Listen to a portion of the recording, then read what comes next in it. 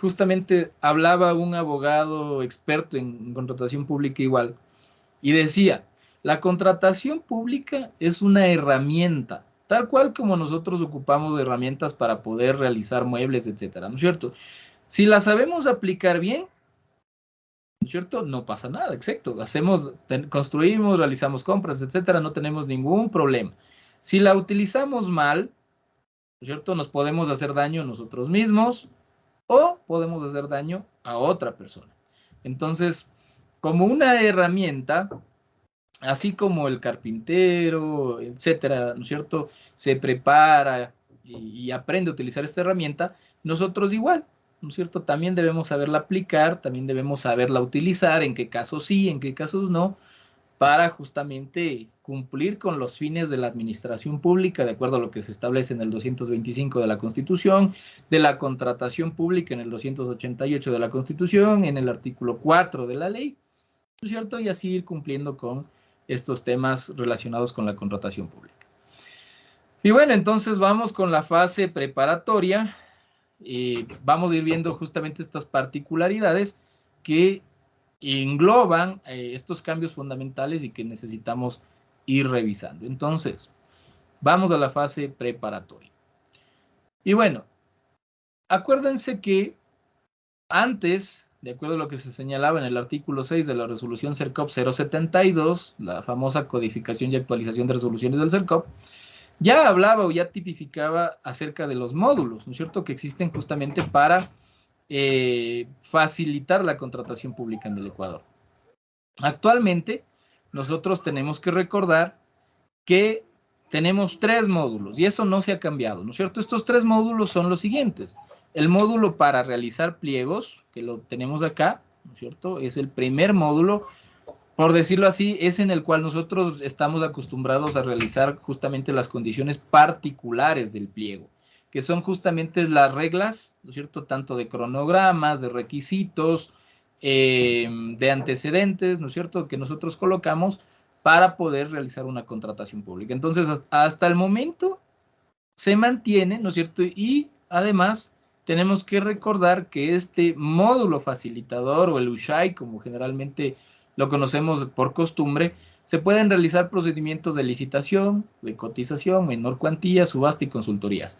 Todos los demás, régimen especial, procedimientos especiales, no se utilizan los módulos, ¿no es cierto?, sino que nosotros los hacemos en función de los pliegos que vamos a encontrar en la biblioteca del CERCOP. Eso se sigue manteniendo tal cual como ya lo veníamos trabajando. Lo que sí debemos tener en cuenta es que estemos trabajando con las versiones actualizadas que se hayan expedido para el efecto por el CERCOP. Hasta el día de hoy, 1.1.2.3, que es para pliegos, y para ofertas estamos de la 1.6.4, ¿no?, que esas serían las versiones oficiales hasta el día de hoy. Ya con los cambios que se van a seguir viniendo, tenemos que estar pendientes de los comunicados, anuncios que dé el CERCOP para podernos ir actualizando también en función de esto. El tema del PAC, el MFC PAC, ¿no es cierto?, en el cual se elabora el PAC inicial, también seguimos manteniendo, y también usted debe saber que las reformas como tal, ¿no es cierto?, ya se las tramita directamente en el portal de compras públicas. El PAC inicial, como usted sabe, este sí lo vamos a seguir elaborando, ya sea en la matriz del Excel, ¿no es cierto?, o directamente en el sistema, pero el archivo PAC zip, ¿no es cierto?, ese sí lo vamos a extraer directamente de este sistema para poder nosotros utilizar tal cual como hemos venido realizando hasta el día de hoy. Y claro, el de las ofertas, que sigue todavía vigente, que sigue todavía actual, lo va a utilizar los proveedores en los cuales ellos realizan su oferta. Como usted sabe, estos módulos no han sido modificados en función del fondo. ¿A qué me refiero? Que todavía estos pliegos o estos módulos salen con la versión 2.4, perdón, 1.1.4, siendo que estamos actualmente con la versión de pliegos 2.1. De ahí que nosotros no podemos dejar de seguir requiriendo la presentación de los formularios de la oferta en la versión 2.1 que se encuentran en la biblioteca del CERCOP. Entonces, en algún momento esperamos que el CERCOP pues, nos ayude, nos nos ayude con una actualización de esta norma, pero que realmente nos sirva, ¿no es cierto?, en función del cumplimiento de los principios de la contratación pública, porque hasta el momento los proveedores, ¿no es cierto?, que son parte esencial del flujo del proceso de la compra, son los que menos información tienen, ¿no es cierto?, y por lo tanto presentan ofertas, pero realmente algunos no cumplen con la presentación de estos otros formularios, por lo que nosotros como entidades contratantes tenemos la obligación de descalificar. Pero claro, esto obviamente es por un tema del CERCOP directamente, que hasta el día de hoy pues no puede actualizarlo. Y digo no puede porque realmente si estuviera en las manos de él actualizar en función de la norma, ya lo hubiera hecho. Pero vemos que no, que actualmente tendría que pagar alguna consultoría, algún proceso para poder desarrollar, cambiar, modificar y adecuar todos estos cambios a las nuevas normas, ¿no? Entonces, eso todavía lo está haciendo. Tiene todavía días, 180 días a partir de la expedición justamente de la normativa secundaria para la actualización de todas estas herramientas para que sean coherentes, ¿no es cierto?, parte normativa con parte práctica, que sería todo este tema de los módulos, sistemas y demás herramientas que nos sirven para poder tramitar esta contratación pública. Bueno, segundo, miren, tenemos ahora un tema referente a la reprogramación. Y esto de la reprogramación no es nuevo, ¿no? Pero vale la pena estudiar, vale la pena que nosotros lo revisemos para estar actualizados, ¿no? En función justamente de esta norma secundaria. Entonces, una de las primeras formas de que se pueden reprogramar los cronogramas de los procesos justamente es cuando existe un tema de fuerza mayor o caso fortuito en los sistemas informáticos del CERCOP, ¿no es cierto? Entonces, una caída del servidor, etcétera, ¿no es cierto?, que puede producir justamente que no funciona adecuadamente la herramienta y que por lo tanto justamente el CERCOP, por obligación normativa, ¿no es cierto?, comunica de forma abierta a todos los interesados, a todos los actores de los procesos que se hayan visto afectados durante las fechas en las que estuvo o existió una caída, por llamarlo así, de esta herramienta. Y entonces procede algo similar a lo que van a ver en pantalla. Mire aquí. En el sistema de alertas, que es dentro ya del portal de compras públicas, el CERCOP, miren, menciona los artículos de ley sobre los cuales está obligado a reprogramar, ¿no es cierto? Y luego dice los días en los que existieron una caída del sistema, una intermitencia del sistema, y luego da esta alerta, ¿no? Y dice, todos estos procesos o todos los procesos que se hayan visto afectados en esta fecha hasta esta fecha tendrán nuevo cronograma. Esto que usted está viendo aquí tendrá que dejarlo motivado en sus actas o en sus informes que usted esté realizando. Sí o sí, tiene que usted dejar constancia de esto. Si usted no deja constancia de esto, obviamente para la Contraloría, para los entes de control, para todos los actores, no va a estar claro por qué razón, si en el cronograma inicial del proceso decía que iba a recibir ofertas del 21, ¿por qué las está recibiendo el 25 de agosto? ¿No? Un ejemplo nada más.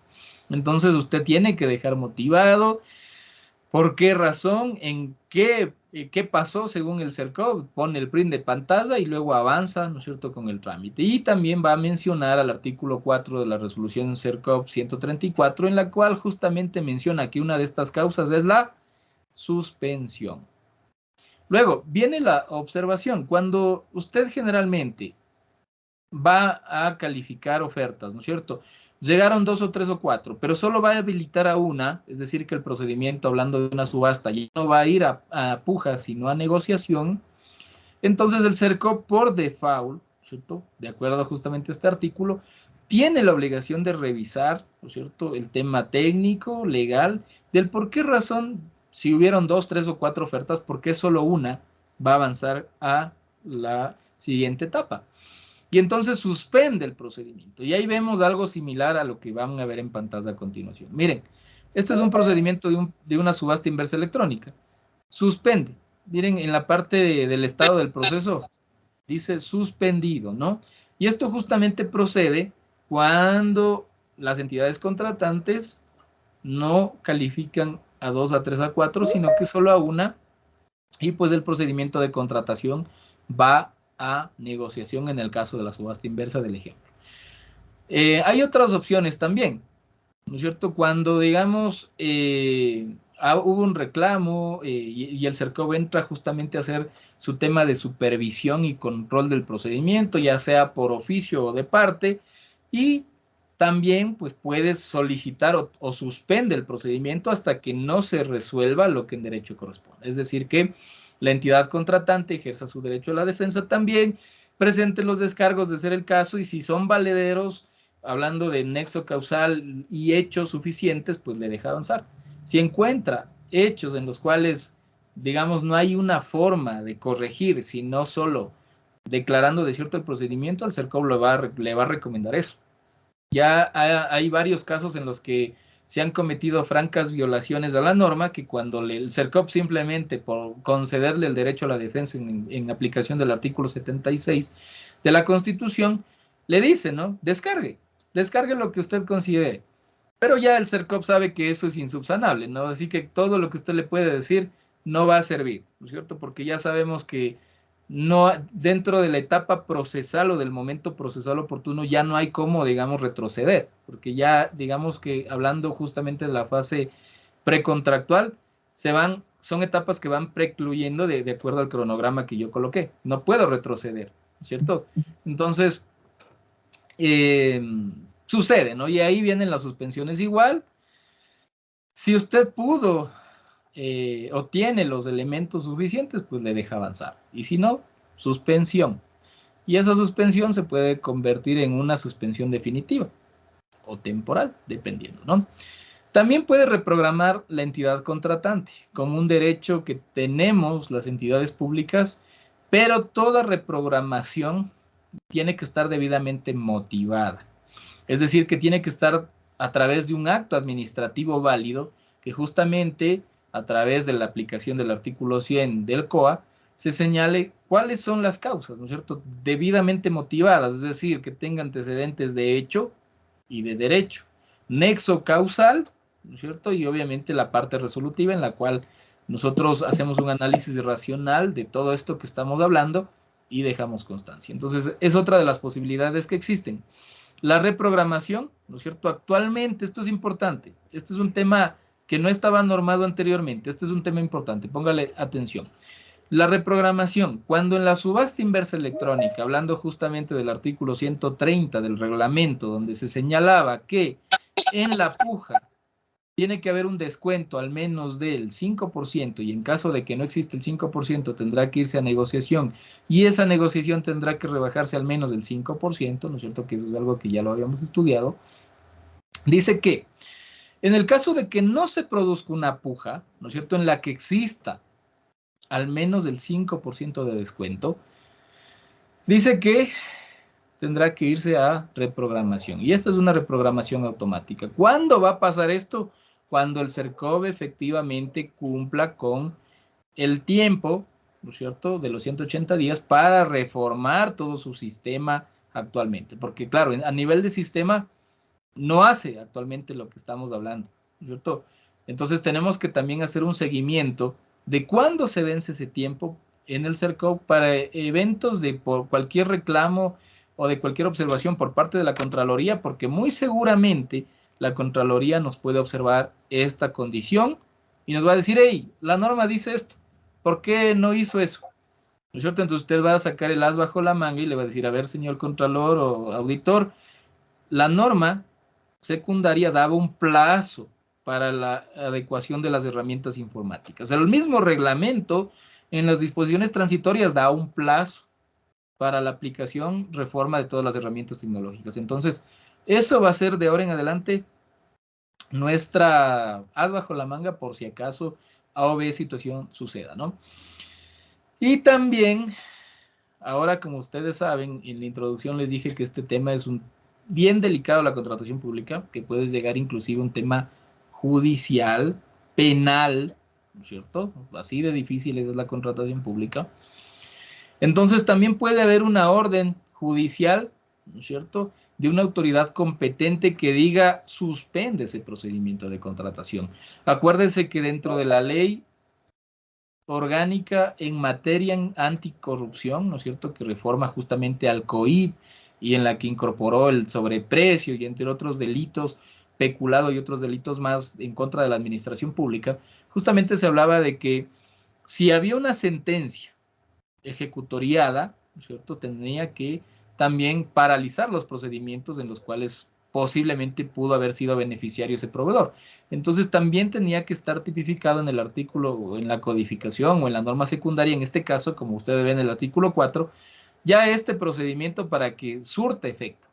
Como les dije al inicio en la introducción, si no se encuentra normado, para la administración pública se encuentra prohibido. Justamente es el principio de la legalidad y la juridicidad. De ahí es que todo lo que queramos hacer tiene que nacer de una debida motivación, y si es una decisión discrecional, que también puede ser, tenemos que recurrir también a lo que dice la ley, ¿no es cierto? En el artículo 6 justamente de la ley de las definiciones, cuando habla justamente de las decisiones discrecionales que tienen que justamente alejarse de la arbitrariedad, de la discrecionalidad, sino que tienen que enfocarse al cumplimiento de la norma o perseguir, ¿no es cierto?, al espíritu de la norma justamente con decisiones racionales, técnicas, motivadas en función justamente del nexo causal, de los eventos que hayan suscitado el acto administrativo que yo voy a emitir o la decisión que yo voy a emitir. Bueno, entonces avancemos, sigamos. Entonces aquí estaban los ejemplos que les estaba mostrando de los dos casos principales que están suscitándose actualmente, ¿no es cierto?, en materia de la contratación pública: la suspensión en un procedimiento por orden técnico legal que estén de supervisión, o por la caída del sistema o intermitencia dentro del SOCE, ¿no? Entonces hay los dos escenarios que son válidos y digamos que son, digamos, de la práctica diaria de los procesos de contratación pública. Y los otros casos, como ustedes ven, también pueden suscitarse y tenemos que estar pendientes para poder entender por qué está suscitándose esto, ¿no?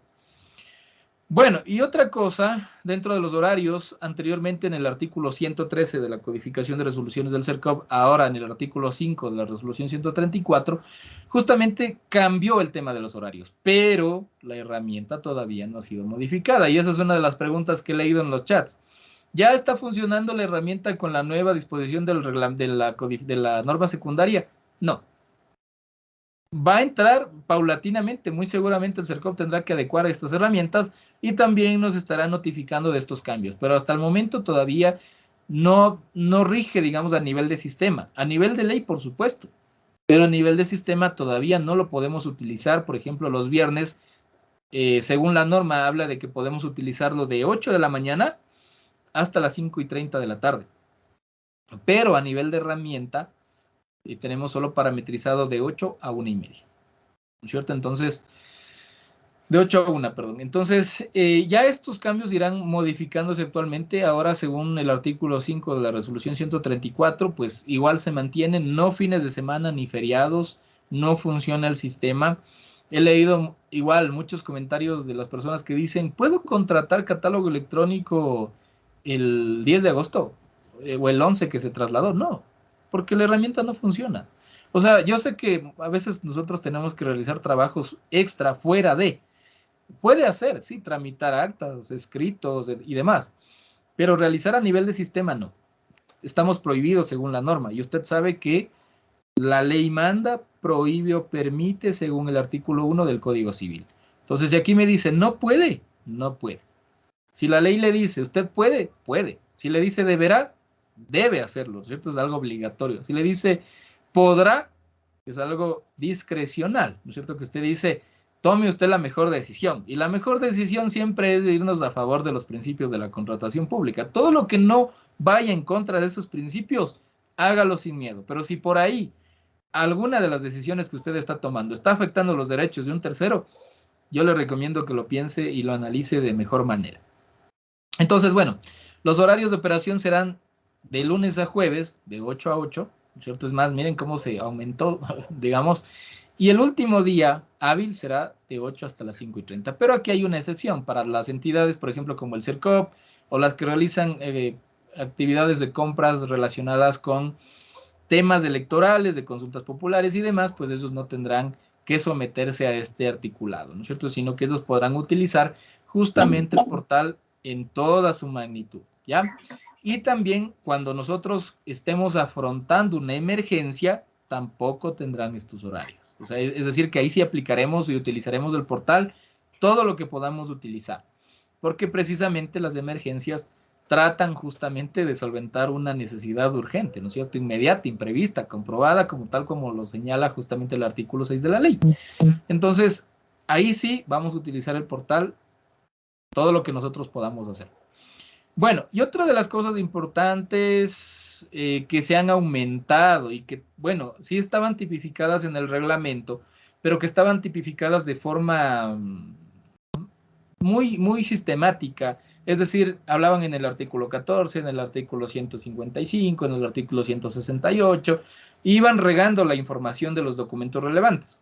Entonces, a través de justamente de esta resolución 134, la norma secundaria, se incorporó, ¿no es cierto?, todos los documentos que no estaban señalados actualmente en el reglamento en un solo artículo, para que cuando nosotros tengamos que realizar esta aplicación de saber cuáles son realmente estos documentos relevantes, no tengamos que irnos a todo el reglamento, sino que los tengamos tipificados en una sola sección y de esta forma pues facilitar nuestro trabajo. Y entonces aquí lo que yo he hecho es que cada vez que usted ve en color rojo un documento adicional, son todos los que están señalados actualmente en el artículo 6 de la resolución 134.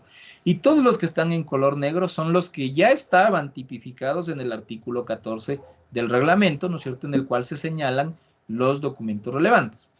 Entonces, por ejemplo, actualmente yo le he puesto, ¿no es cierto?, dentro de los estudios, diseños y proyectos que lo señala así el reglamento, a los APUs, proformas y cotizaciones, que es un documento adicional que, como les dije, sí está tipificado en el reglamento, pero en otro artículo. Nosotros si nos vamos, por ejemplo, al artículo 150 del reglamento, que habla justamente de la ínfima cuantía para obras, ahí le dice los APUs, ¿no es cierto? Si nos vamos al artículo de la menor cuantía de obra, ahí le dice los APUs. Le dice que debe publicar los APUs. Pero claro, teníamos que irnos a diferentes artículos del reglamento, pudiendo estar tipificado en una sola sección. Entonces, claro, el reglamento lo estaba complicando. Acá lo estamos simplificando para un tema más didáctico.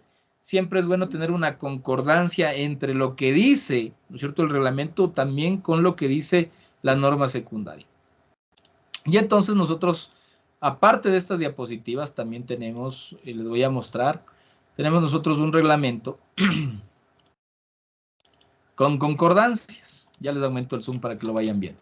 Y a mí me gusta subrayar porque es una de las formas en las que nosotros vamos a aprender o realmente centrarnos en las partes importantes del texto. Entonces, en el artículo 14, solo para hacer un ejemplo de este reglamento, tenemos nosotros los documentos relevantes. Y los documentos relevantes, ya lo vamos a ver, tiene también su concordancia en función, miren, del artículo 6 de la norma supletoria. Aquí justamente en la primera sección del articulado están señalados los del reglamento. Entonces, miren, ahí están los del reglamento. Y para irnos a la concordancia, para acordarnos en cuál de los artículos de la norma supletoria estaba, es decir, para no tener dos instrumentos legales abiertos al mismo tiempo, hemos incorporado las concordancias para, de una manera fácil, irme al reglamento y de una vez revisar qué es lo que me dice la norma supletoria al respecto. Entonces, yo creo que con esta herramienta o al menos va a ser algo que nos facilite en algo, ¿cierto? Y si a usted no le gusta porque dice, bueno, yo no me acostumbro así, tampoco hay problema porque usted puede imprimir las dos y tener. Yo no le recomiendo que imprima precisamente porque entiendo que vienen más cambios. No porque yo me lleve con el CERCOP o alguien me haya dicho del CERCOP, no. Sino que es algo evidente, o sea, es algo que no podemos, digamos, resistir. Es que la norma está o falta mucha argumentación. Y cada vez van a ir cambiando y cambiando y cambiando y cambiando, como ya lo hemos vivido durante los últimos 10 años de la contratación pública en el Ecuador. Vamos a tener que seguir modificando estos cambios. Bueno, y también depende del presidente que entre, ¿no? Que gane. Él también, pues, va a realizar los cambios que correspondan. Esperemos que tenga buenos aliados en esta materia y pues podamos garantizar que sean estos cambios positivos, ¿no? Bueno, y entonces, miren, para no alargar mucho este tema, porque no es de mucho estudio, vamos a ir viendo. Miren, por ejemplo, en el pliego se habla de que el pliego o anteriormente solo teníamos que publicar las condiciones particulares de tanto del pliego como tal y del contrato. Y hablaba justamente en el artículo 6 de la resolución CERCOP 072 que todas las otras secciones ya estaban publicadas en el portal, en la página web del CERCOP y que ya no era necesario publicar. A pesar de eso, todos publicaban. Yo veía que todos publicaban. Bueno, realmente el desconocimiento es grande en esta materia. Y bueno, no importaba, ¿no? Ya está publicado. Pero ahora sí lo exige. Ahora lo exige. Pliego con todas las secciones. Es decir, que ya no solo es, hago en el UCHAI las condiciones particulares y se acabó. Todas las secciones. Es decir, el índice, las condiciones particulares, condiciones generales, la oferta, los formularios de la oferta también tienen que estar todos, incluido el formulario de compromiso de asociación o consorcio, más condiciones particulares del contrato y más condiciones generales del contrato, es decir, todo el pliego. No se olvide, por favor, eso va a ser importante y va a ser justamente uno de los temas en los que la Contraloría se va a estar fijando para poder realizar sus exámenes especiales. El contrato. Justamente el contrato, hay muchas entidades que publicaban todo, ¿no? Y eso está perfecto, publicaban todo lo que podían publicar dentro del portal. Había otras que realmente no publicaban toda la información y obviamente la sanción va en función de eso también. Ahora, dice que se debe publicar el contrato y cuando este tiene que ser protocolarizado, ¿no es cierto? Tiene que publicarse también todos los documentos habilitantes que sirven de base o que sirvieron de base para poder llevar este contrato a este evento, ¿no? La notificación de la disponibilidad del anticipo, garantía, certificación de disponibilidad del presupuesto, como usted ya sabe, si hubo alguna delegación o alguna resolución administrativa en la que yo solicité para poder autorizar el inicio, etcétera, también tiene que estar publicado. Todas estas actas administrativas tienen que estar publicadas ya en el portal de compras públicas. Anteriormente, o veamos, dentro del reglamento, en el artículo 14, si usted se fija, no decía acta de preguntas. Y eso era algo que llamaba la atención, ¿no? En el reglamento, en el artículo 14, solo hablaba documentos relevantes, preguntas, respuestas, declaraciones. Y entonces todo el mundo decía, ¿y hay que hacer acta o no hay que hacer acta? O sea, según el reglamento no había que hacer acta. ¿Ya? Entonces, ahora miren, gracias a Dios ya dice acta de preguntas y respuestas. No digo que las entidades no hacían, está bien, lo hacían. Pero realmente si nosotros nos íbamos a la norma no lo señala. Si usted puede y quiere, vaya al artículo 14 y se va a dar cuenta de que ahí no habla de acta de preguntas. Entonces, obviamente, con la norma secundaria se incorporó este tema. Y también, si usted revisa, el artículo 14 hablaba, tal cual como usted ve en pantalla, actas, informes y demás documentación precontractual. Y no hablaba nada más. O sea, no decía de apertura de ofertas, de convalidación, de calificación, de informes de recomendación. No decía nada de eso. Entonces, obviamente, con esta resolución 134, que es la que deroga la resolución 072, tenía que incorporar algo como esto, ¿no? Y ahora, pues, nos damos cuenta de que al momento en el que derogó la resolución CERCOP 072, también derogó una parte esencial. Y por ahí usted ha de haber leído un mensaje que decía, ahora actualmente ya no se necesita realizar un cuadro de evaluación de las ofertas, porque anteriormente estaba tipificado en dos formas. La primera, cuadro de evaluación y luego informe o acta de, bueno, informe de calificación. Entonces estábamos obligados a hacer dos documentos. Actualmente, ¿no es cierto? Como ya se derogó y tenemos que aplicar lo que está vigente, entonces pues ya sabe, todo conforme el reglamento. Acta de apertura, acta de preguntas, acta de convalidación de errores, acta de calificación, informe de recomendación y bueno, etcétera, ¿no? Todo lo que procede en función justamente desde el artículo 72 del reglamento en adelante. Hasta el 87 me parece que es. Bueno, acá también, si ustedes ven, acá dentro de esta lámina, prácticamente todo lo que está aquí es nuevo.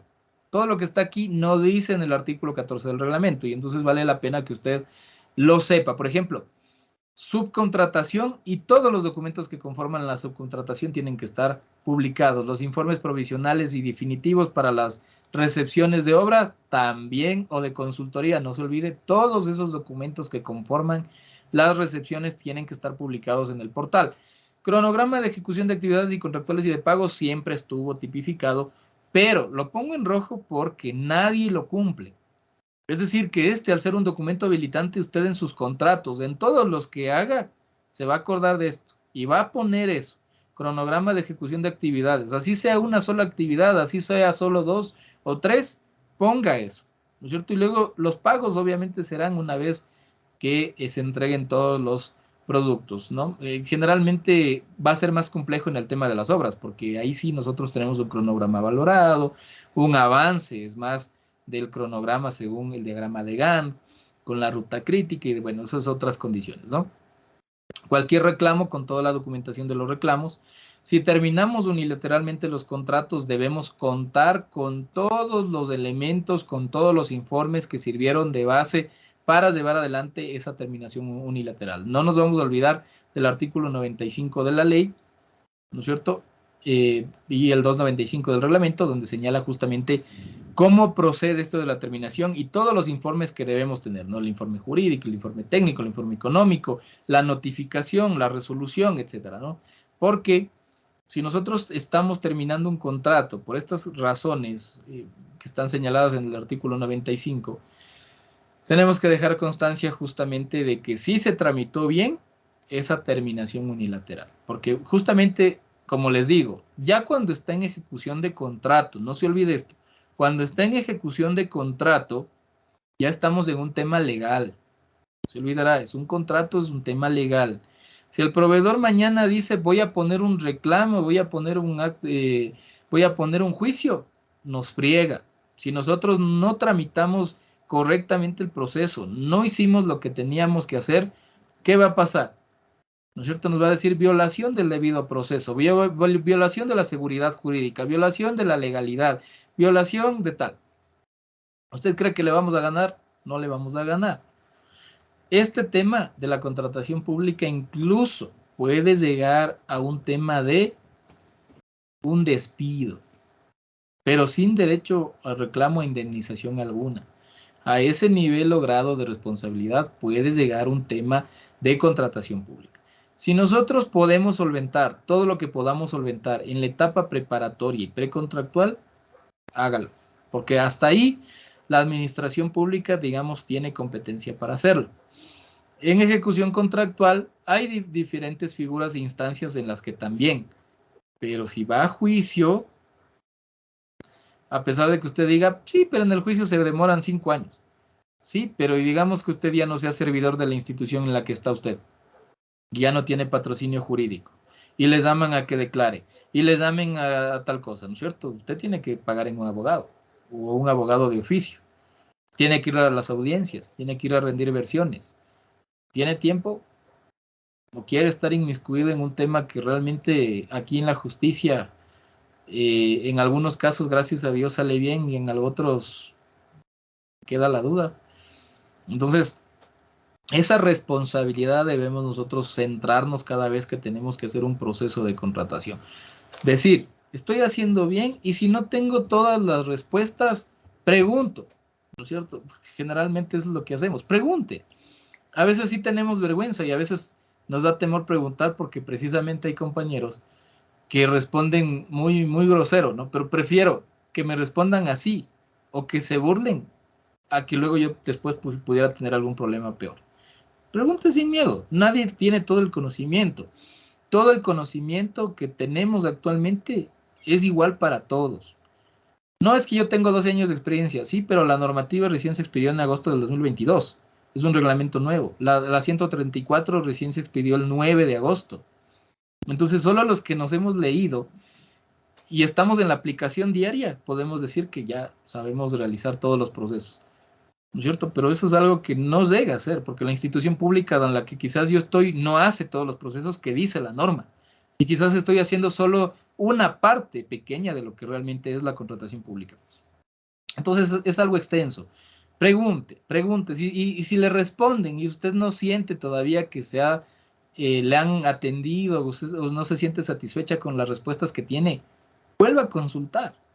Consulte por allá. Gracias a Dios hay como 20 grupos de contratación. No sé si usted estará en los 20, si habrá 9 agentes o habrá la misma gente, eso no tampoco sé. Pregunten si tiene amigos en la Contraloría, si tiene amigos en el CERCOP. Saque de todos esos criterios. Pregunte realmente en qué artículo está. Si el artículo es claro, aplique el artículo. Si el artículo tiene un concepto medio oscuro, medio raro, no aplicando, digamos, el principio de la interpretación sistemática o aplicando al tenor textual o literal de lo que dice, o aplicando justamente el tema de la interpretación por materia, ¿no es cierto?, justamente de la materia específica de la cual trata, o utilizando las normas conexas, ¿no es cierto? Siempre va a haber por ahí una idea que nos va a poder solventar a esto. Bueno, entonces todos estos documentos, no se olvide, tiene que usted publicar, ¿no es cierto? En el caso, obviamente, de que aplique. En el caso en el que justo usted recaiga en estos casos, los va a publicar. Sigamos, entonces. Registro único de proveedores. Esto también es algo nuevo.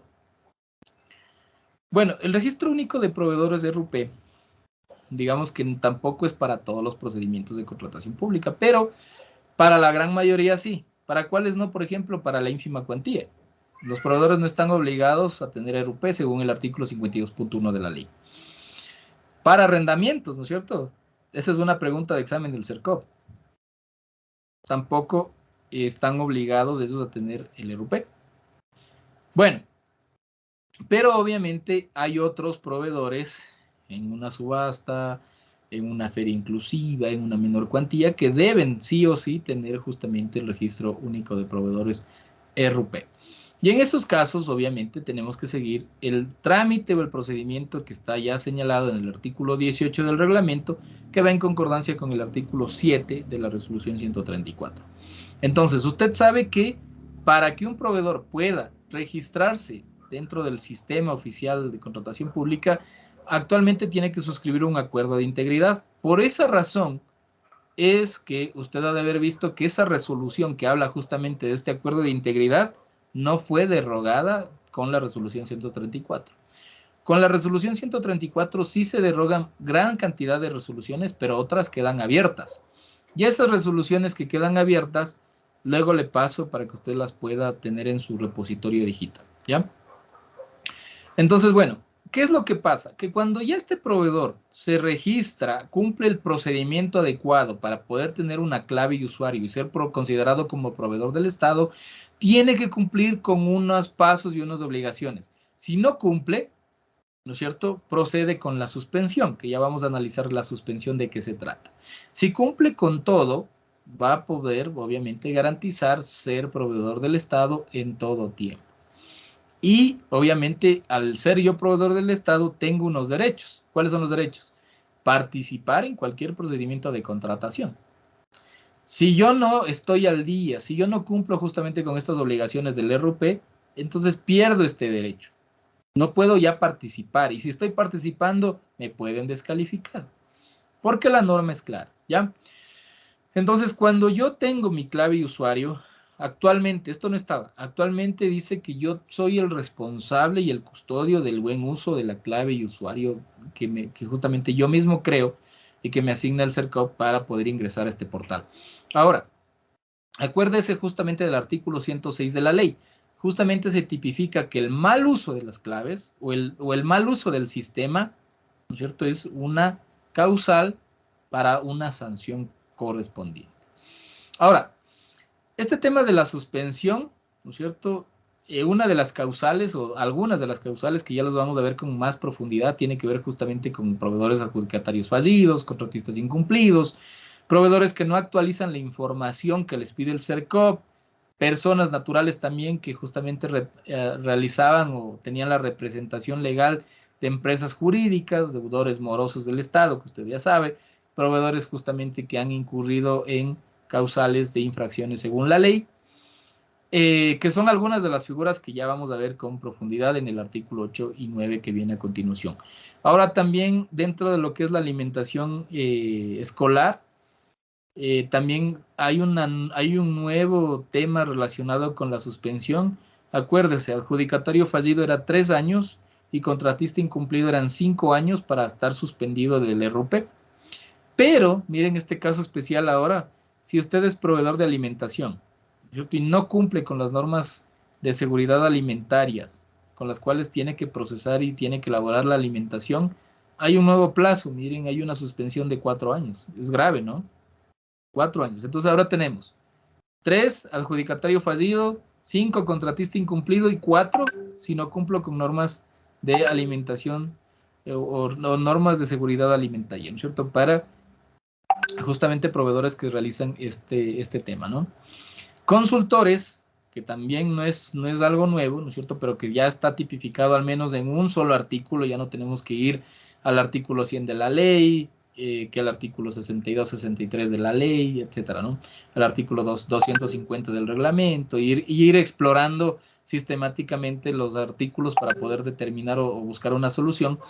Gracias a Dios tenemos el artículo 7, donde ya tenemos todo este contexto relacionado con el RUP, del 7 al 13, ¿no? 7, 8, 9, 10, 11, 12, 13, para poder nosotros entender, ¿no es cierto?, de qué se trata y luego poderlo aplicar o entender cómo aplicarlo en nuestros procedimientos de contratación pública. La suspensión temporal ya existía, pero de igual forma, ¿no es cierto?, se vuelve a tipificar en esta resolución 134 para darle un mayor entendimiento justamente de la aplicación. Y es que cuando un proveedor no actualiza la información en un término de 10 días, también tiene una suspensión temporal. Pero esta suspensión temporal, digamos, es hasta que el proveedor solvente esta información. Es decir, puede estar 1, 2, 3, 4, 5 años suspendido. ¿Ya? Entonces, si por ahí usted es proveedor del Estado y le pide el CERCOP que actualice la dirección, que actualice el RUC, que actualice, etcétera, usted por favor recuérdese que tiene 10 días, término, no se olvide términos, días, es decir, laborables, para poder realizar esta actualización y pues no caer justamente en esta suspensión temporal. Ya le digo, si usted cae en suspensión, pierde el derecho justamente de ser proveedor, es decir, no va a poder participar en ningún procedimiento de contratación pública. Y entonces, miren, actualmente nosotros tenemos las siguientes opciones respecto justamente de la suspensión, ¿cierto? Entonces vamos primero con los proveedores no habilitados en el RUP. Usted sabe que de acuerdo al artículo 6, perdón, al artículo 62 de la ley, el inciso, el numeral 6, habla justamente de que los deudores morosos del Estado no pueden participar. Y luego, más abajo, dice que los que, habiendo estado habilitados en la parte precontractual, justo cuando van a suscribir el contrato, no lo estuvieran, también están deshabilitados del portal. Justamente todo procede de estas causales que estamos viendo en pantalla. Y es que anteriormente, en capacitaciones o en oficios que el CERCOP mismo contestaba, daba a entender justamente por qué procedía, ¿no? Pero no teníamos una norma en firme a la cual nosotros recurrir para poder entender también por qué un proveedor puede estar deshabilitado del RUP. Pero actualmente nosotros ya tenemos en el artículo 14 justamente, y ya nos dice cómo procede, ¿no es cierto? Entonces dice que un proveedor, por ejemplo, que tiene una deuda con el IES, con el SRI, ¿no es cierto? Está deshabilitado del RUP. Esto significa que tiene una mora, ¿ya? Miren, mora con el IES, deshabilitado. Obligaciones tributarias, deshabilitado. No habilitado en la superintendencia de compañía, siendo que es una empresa jurídica, deshabilitado, ¿no es cierto? Tengo juicios con el Estado en coactivas, deshabilitado. Y incumplí con mi contrato o no suscribí la resolución de adjudicación, deshabilitado del RUP. Entonces, esto de los juicios de las coactivas siempre va a realizarse siempre y cuando estos actores, los que están llevando adelante estos juicios, comuniquen y notifiquen al CERCOP. Entonces, obviamente, a través del subsistema por decirlo así, el subsistema de calidad de la información del CERCOP, que tiene varios actores, van a estar tramitando la información o van a estar interoperando en las bases de datos justamente para recolectar, ¿no es cierto? Y si está en coactiva, justamente es porque tiene una mora, ¿no es cierto? No ha pagado una deuda, lo cual se convierte en un deudor moroso del Estado. Y luego, los que tienen estado pasivo. Yo entiendo que muchos de ustedes cuando están calificando las ofertas o cuando han recibido, están haciendo la apertura de las ofertas para dar cumplimiento a la disposición general séptima de la ley, ustedes realizan las verificaciones de las inhabilidades. Y entonces en algunos casos resulta que cuando usted coloca el RUC en el SOCE, en el portal de compras públicas, un proveedor o un accionista que tenga el 51% o más de acciones sale pasivo. ¿No es cierto? Y anteriormente sí teníamos, digamos, en qué caso se daba esto, pero era una norma realmente, era una consulta puntual a una entidad X. Entonces, realmente tomarlo como jurisprudencia o tomarlo como una norma obligatoria, no, o sea, no teníamos. Y bueno, pues ahora actualmente, pues ya se tipifica esto en el artículo 1415 de la resolución 134 y habla de que el estado pasivo se presenta también por cuando el proveedor le solicitan que actualice la información, ¿no es cierto? Por cualquier situación, ¿no es cierto? Localidad, dirección, etcétera. Pero el proveedor no actualiza la misma en el término de 10 días, pasivo. Le ponen estado pasivo. Por declaratoria de insolvencia, por un juez competente, también. Porque el proveedor ya no quiere ser proveedor del Estado y pide el cierre, entonces ya tiene el cierre, puede ser temporal o definitivo, dependiendo de cuál sea la causa, ¿no? Y por fallecimiento del proveedor, ahí entra estado pasivo.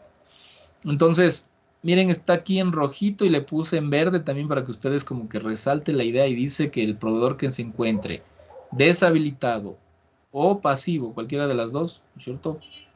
No puede o no tiene derecho a recibir invitaciones ni a participar en procedimientos de contratación pública.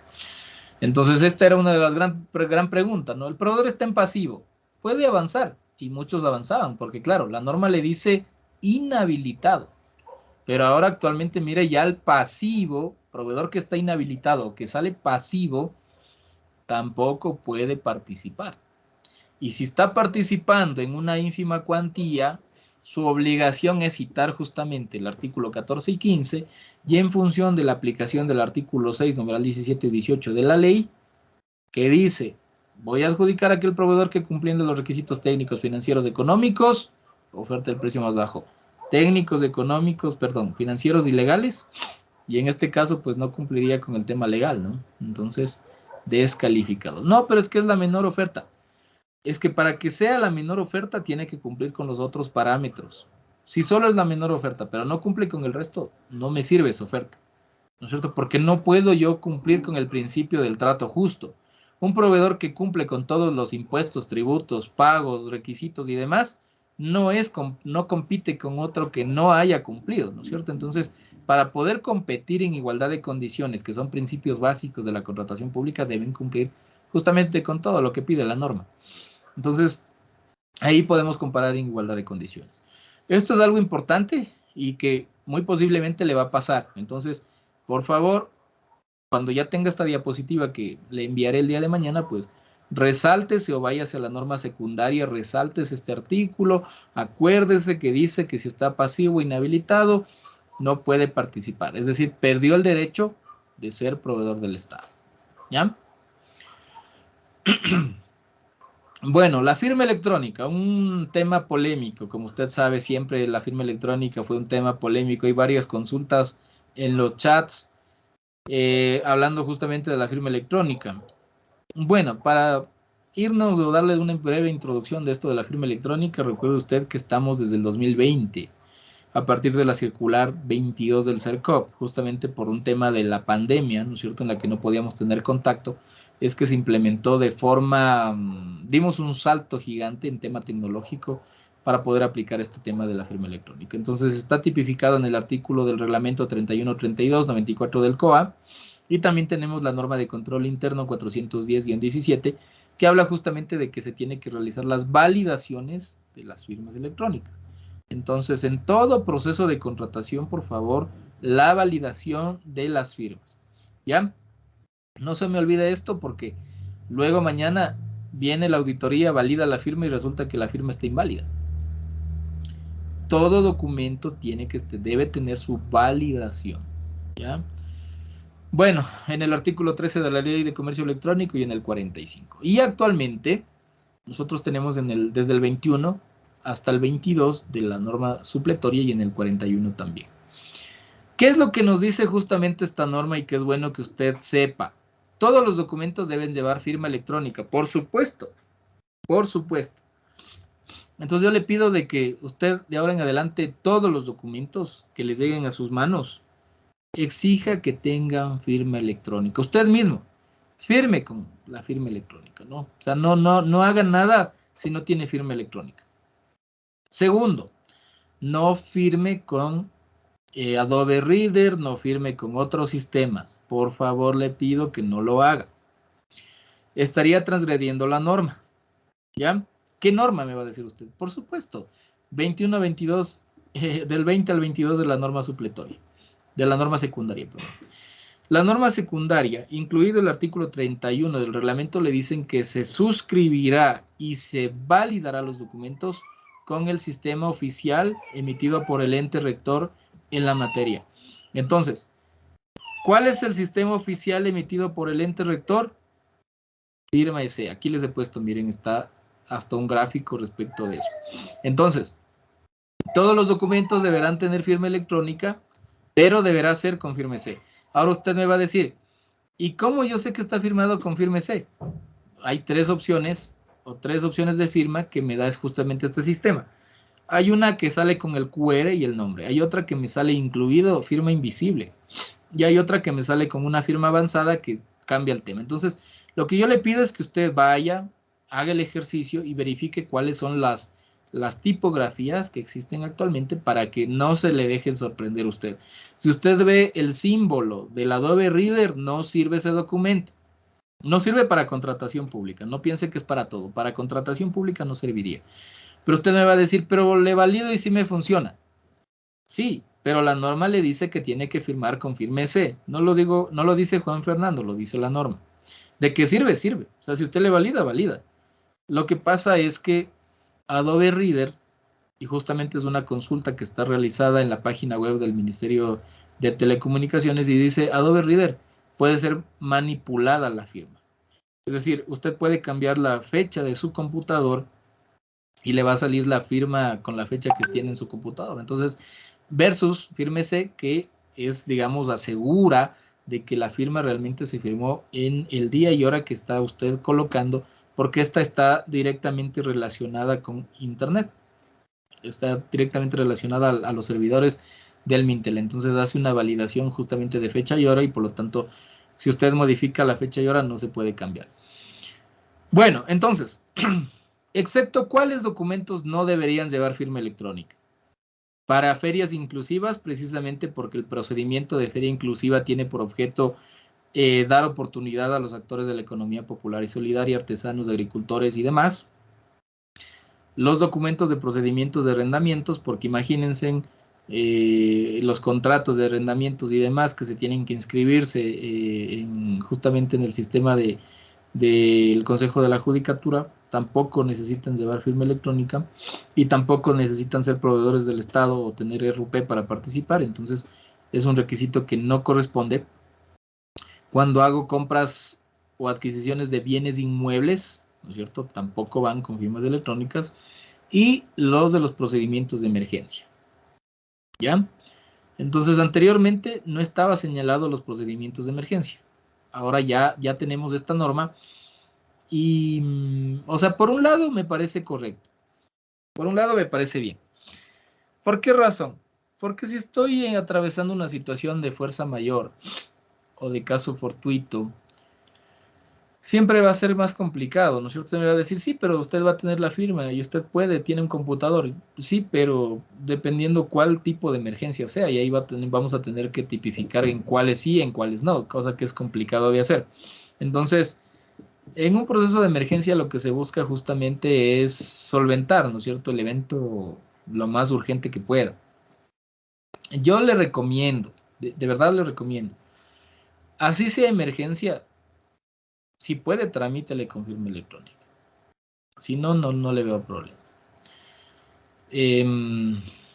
Tenga mucho cuidado con los procedimientos de emergencia. No es un juego y han sido muy observados y tienen penas dobles en el caso de que se llegara a detectar algún delito en contra de la administración pública, ¿no? Tiene pena doble.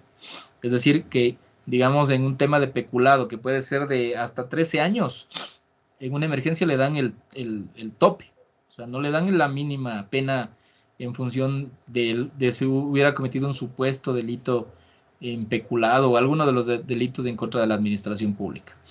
Entonces, hay que tomarlo con pinza porque la Contraloría, como es un procedimiento, por decirlo así, ya que no tiene tanta sustancia o tanto procedimiento como los otros, hay muchas entidades, bueno, no hablemos de entidades, hay muchas personas que piensan que pueden aprovecharse del evento para otros fines distintos a los que persigue la contratación pública y ahí es el problema, ¿no? Ahora, ¿qué es lo que va a hacer usted? Se va a ir al financiero, va a hacer una reunión de trabajo, etcétera, y va a sacar su as bajo la manga. Artículo 35 del reglamento y le va a decir, a ver, acuérdese que desde el 20 de agosto del 2022 está tipificado que no se deben imprimir documentos con firma electrónica y que muchas instituciones hicieron caso omiso al respecto y que siguen imprimiendo documentos, ¿ya? Usted va a decirles, yo siempre les dije que no impriman y ahora tenemos el artículo 41 de la resolución 134 y le va a decir, y ahora dice textualmente, prohibido a las direcciones administrativas, a las direcciones financieras, prohibido imprimir expedientes electrónicos en los que la mayoría del expediente contenga firma electrónica. O sea, si antes ya nos decía no puede, ahora ya está más restringido, ¿no es cierto? Ahora tenemos dos normas en las cuales le dicen que no debería imprimir. Entonces yo entiendo que van a seguir imprimiendo. Si usted va a seguir imprimiendo, les recomiendo que hagan un escrito y que su jefe, alguien, el director, el coordinador, el regional, etcétera, les diga que mientras que no haya las seguridades van a seguir imprimiendo. Caso contrario, van a estar incurriendo ya un año en la norma, en el reglamento, y desde el 9 de agosto en la norma supletoria, ¿no? Entonces, imagínense, ya estamos 21. Si usted sigue imprimiendo, ya está incurriendo actualmente ya 11 días, ya ha estado incurriendo en una violación a la nueva norma. Entonces, para yo poder violar una norma, acuérdese, las decisiones de las máximas autoridades pueden ser, ¿no es cierto?, refutadas por escrito, debidamente motivadas, y si esta persona se ratifica, pues la responsabilidad ya no recae sobre usted, sino sobre el superior. ¿Por qué le digo esto? Porque ya es momento, ya hemos pasado un año, total un año, y seguimos imprimiendo. Y nadie ha hecho nada por comprar un sistema, por buscar la solución para poder tener un repositorio digital. Nadie ha expedido una resolución. Bueno, no voy a ser exagerado. Pocos lo han hecho. Pocos ya han implementado y ahora todo lo trabajan digitalmente. Hay otros que son y dicen, no, es que la norma de control interno 401-05 me dice que yo debo tener y sustentar la documentación y demás. O sea, usted para poder interpretar la norma no se olvide que tiene que irse en función del artículo 425 de la Constitución. 424 le dice que la Constitución goza de supremacía frente al resto y la 425 le dice el orden jerárquico de las normas. Y la norma de control interno está al último. El reglamento está más arriba, ¿no? Entonces, no podemos nosotros violentar las normas, sino que las debemos cumplir. Entonces, le animo a que usted, para que se evite responsabilidades, para que haga algo, ¿no es cierto? Usted como ente rector, como funcionario responsable de la contratación pública, el que maneja, el que sabe esto, póngale, estimados, ¿cómo vamos a solventar? ¿Cómo vamos a cumplir esto? Póngales en la palestra, converse con sus autoridades, dialogue con ellos, que ellos le digan cómo. Usted dígales, la norma me dice esto, ¿cómo lo vamos a aplicar? ¿No es cierto? Y si usted les dice, les pone por escrito un correo, lo que sea, y le dicen, no, vamos a seguir imprimiendo, guardes eso y sigue insistiendo el siguiente año, sigue insistiendo el siguiente mes, porque esto de aquí va a ser un tema muy observado por la Contraloría y en los próximos años les van a observar, lamentablemente. Hasta ahorita, acuérdese, la Contraloría todavía estos procesos pocos ha observado porque está encargándose ahorita de los procesos del 2017. Como usted sabe, la Contraloría tiene 7 años por observar, entonces no le conviene observar ahorita estos porque se prescriben ya los del 2017, ¿no es cierto? 2016, 2017, ya va avanzando progresivamente. Cuando llegue ya justamente al año que nos corresponda, es decir, de aquí en el 2030, por ahí ya empezarán a auditar estos procesos y ya no nos vamos a acordar. ¿Y ahí qué le vamos a decir a la Contraloría? Es que mi jefe, es que tal, ¿y dónde está por escrito? Acuérdese, en el sector público deje constancia documentada y guárdese en sus respaldos para futuras recomendaciones de la Contraloría. Es decir, usted déjese ese as bajo la manga. Usted que maneja la contratación pública, juegue estratégicamente en función de sus intereses. ¿No es cierto? Generalmente hablamos de que en el sector público los intereses generales están sobre los particulares nuestros. Pero nosotros tenemos un riesgo muy alto cuando hacemos contratación pública. Entonces nosotros tenemos que adelantarnos a qué pasaría si, qué pasaría qué, ¿no es cierto? Si yo no hago, ¿qué pasaría si sí hago?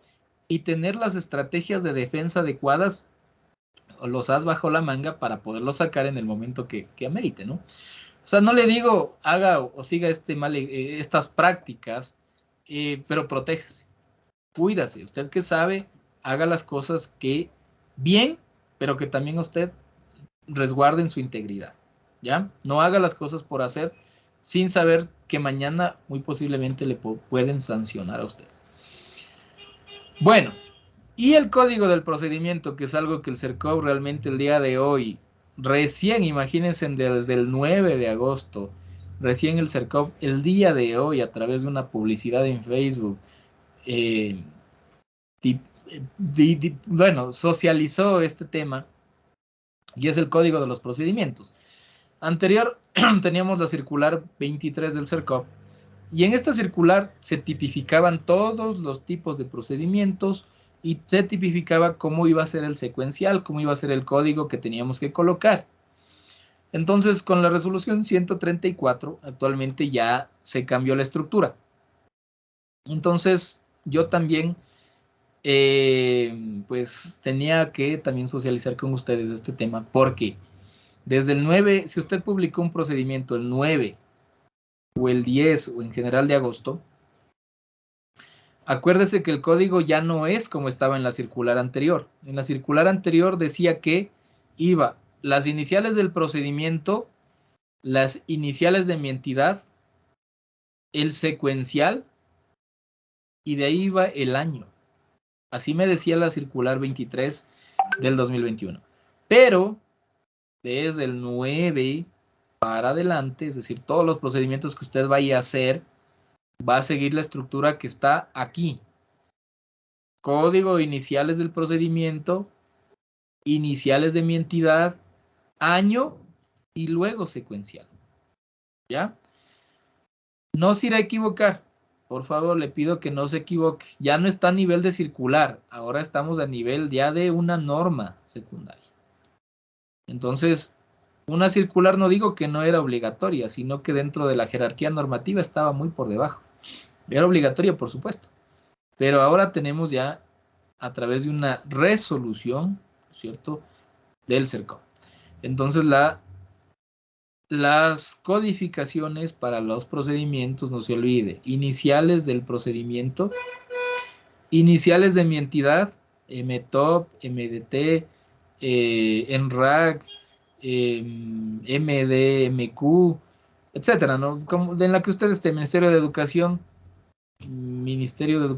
creo que es MED, Ministerio de Salud, MSP, y bueno, en función, usted sabe más cuáles son las iniciales de su entidad. El año, ¿no es cierto? 2023, que va a ser hasta el diciembre, el otro año será 2024, y el secuencial, del 1 hasta el procedimiento que avance a hacer en función del tipo de procedimiento que está utilizando. Habla también de que las iniciales de la entidad son parametrizadas en función del inicio. Cuando yo creo mi entidad contratante, estoy parametrizando ya las iniciales de mi entidad.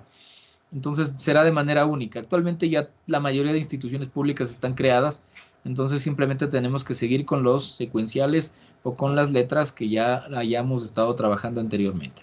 Si yo tengo, aquí hay un tema importante también.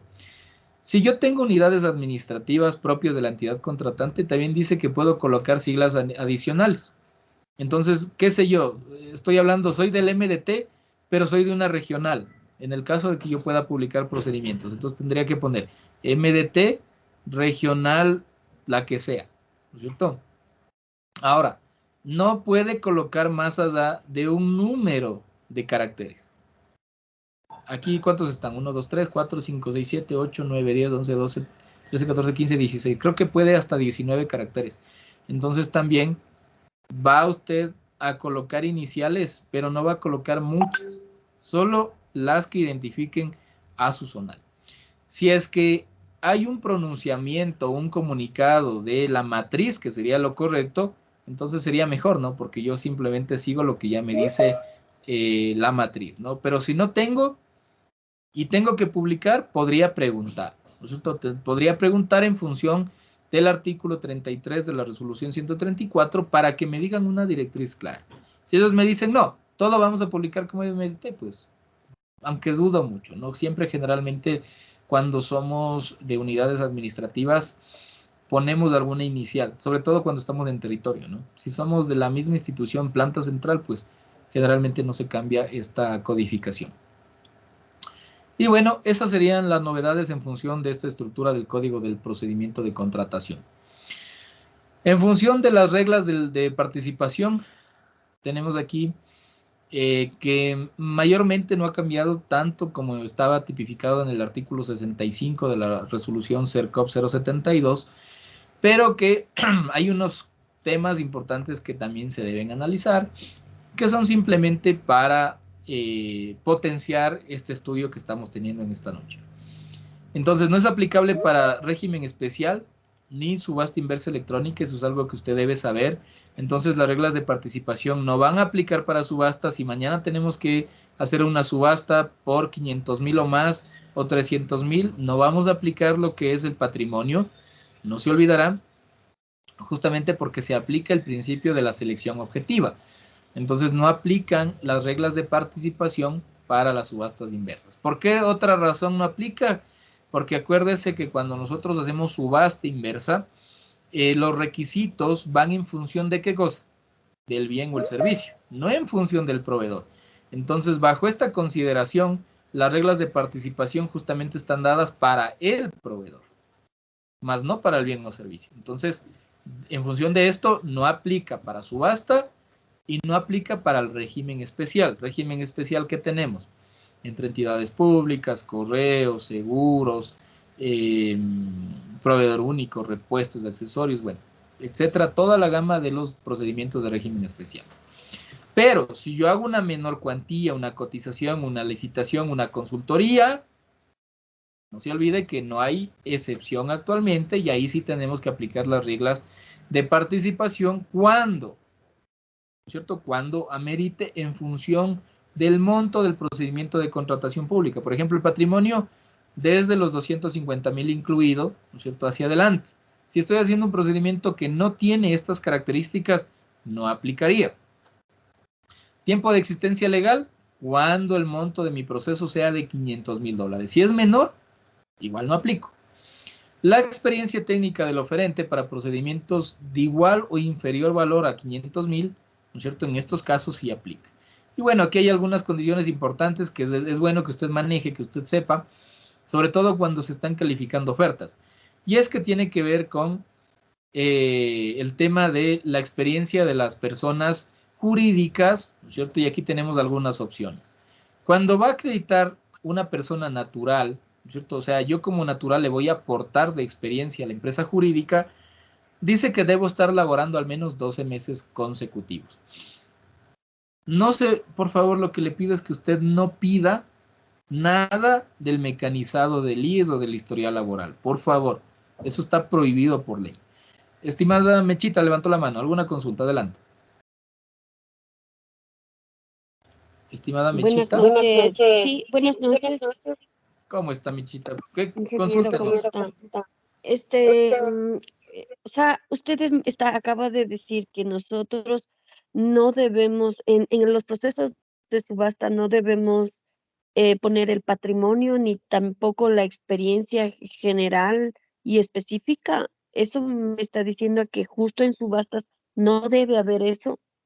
Así es, correcto. Eso es afirmativo, mi estimada Mechita.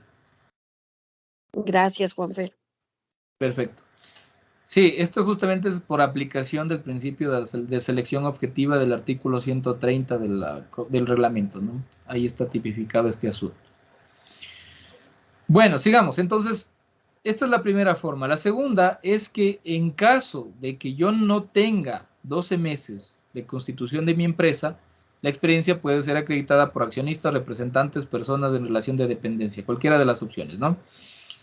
Y la persona jurídica, yo, jurídico, centro de formación, etcétera, cualquiera jurídica, puedo acreditar la experiencia del personal, es decir, yo certifico que Mechita ha trabajado como capacitadora 2 años. Yo como jurídica puedo certificar, pero siempre que Mechita se encuentre laborando en mi empresa. Entonces, ustedes han de haber visto que muchos de los procesos de contratación pública, los mismos que proveedores se autocertifican o autocertifican a su gente. Y aquí entonces tiene que usted acordarse de esta regla de participación y usted colocar de tal forma en los términos de referencia o en los pliegos, que sería lo correcto, que el parámetro de evaluación del personal técnico, la experiencia del personal técnico, puede poner esto. En el caso de ser persona jurídica, podrá acreditar la experiencia de la persona siempre y cuando se demuestre a través del contrato y una declaración de que el trabajador se encuentra laborando en esta. Y ya cuando lleguemos a la suscripción, esa declaración ya la tendrá que, obviamente, registrar en la notaría. Porque si no, están utilizando documentación falsa para participar en el proceso. Y yo digo, yo trabajé con tal, y mentira. No han trabajado con ninguno de ellos.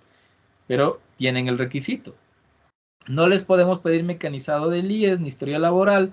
Estamos restringidos por la Ley de Seguridad Social. Es una información confidencial del trabajador, por lo tanto no podemos pedir nosotros eso. Pero,